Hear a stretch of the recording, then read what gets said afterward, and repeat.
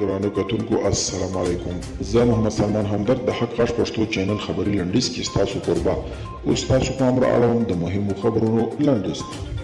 امریکا یو پخوانی لوړپوړي ډیپلوماټ افغانستان د سرتیرو د ایستلو په تړاو د جو بایدن پریکړه ستایلې ده. د امریکا د پخواني جمهوریت پال د بهرنیو چارو وزیر جیمز بیکر په خپلو تازه څرګندونو کې ویلي له افغانستان د سرتیرو د ایستلو پریکړه یو زړور اقدام دی.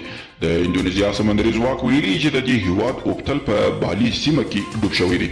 یو دو مارګونو د اندونیزیا د سمندري ځواکونو مشر وایي چې ورک شوی اوبتل مات شوی دی او په کې سپاره 53 تنه خدمه ټول وژل شوي دي. راپورونه وایي چې په پاکستان کې د کورونا وبا د دویمې څپې یو ځل بیا خلک سخت اندېښمن کړي دي. د پاکستاني رسنیو د راپورونو له مخې په تیرو 4 ساعتونو کې د پاکستان کې د کورونا وبا له امله 150 کسان مړه شوي دي او په همدې موده کې لږ تر لږه د کورونا ویروس 4,000 نورې مثبتې پیښې ثبت شوي دي.